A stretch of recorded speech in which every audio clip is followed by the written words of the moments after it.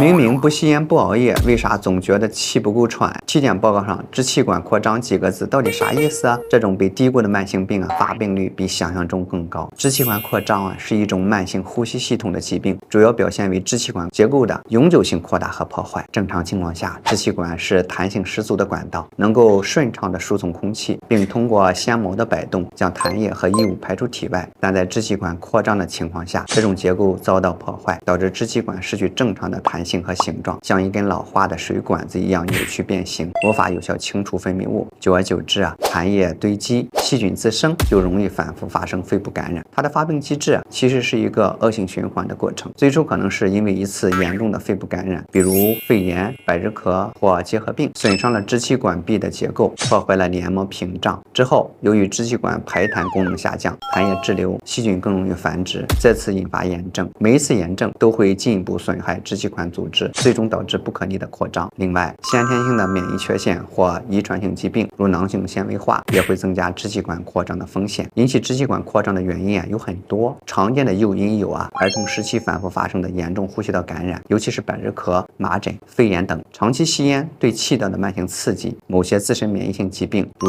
类风湿性关节炎、系统性红斑狼疮等；还有极少数患者是因为遗传因素导致的结构异常或粘液清除障碍。得了支气管扩张，患者常常会出现长期咳嗽、咳大量浓痰的症状，尤其是早晨起床时更为明显，痰的颜色多为黄色或绿色，有时还伴有血丝，甚至咳血。这是因为支气管长期存在炎症、血管破裂导致。随着病情发展，患者可能会出现胸闷、气短、体力逐渐下降、活动耐力减弱，一些人还会出现反复发作的发热、乏力等症状。如果不加控制，支气管扩张可能导致反复肺部感染，甚至形成肺脓肿。咳血也是常见的危险情况，严重时可能会有生命危险。另外，长期缺氧可能导致右心负担加重，引发肺源性心脏病。还有一些患者会出现营养不良、体重下降，甚至心理问题，如焦虑和抑郁。因此，一旦出现类似支气管扩张的症状，应立即就诊检查。胸部高分辨率 CT 扫描是常用的检查方法，可以清晰显示支气管的形态变化。肺功能测试可以评估通气功能受损程度，必要时还要做痰液培养、血液检查，甚至支气管镜检查来排除其他疾病。如果确诊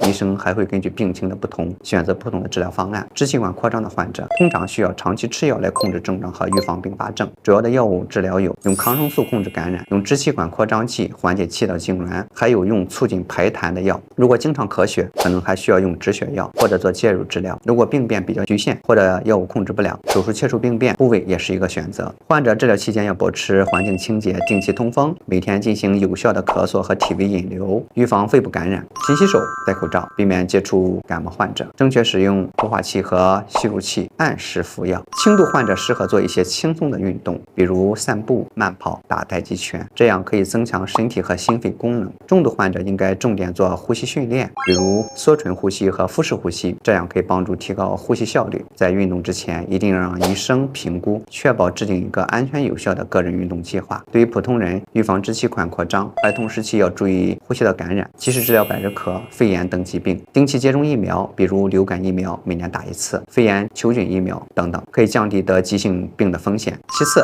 戒烟限酒，远离污染环境，保护好肺，多锻炼，每周至少3次有氧运动，比如快走慢跑游泳，增强肺功能和免疫力，减少感冒和感染的机会。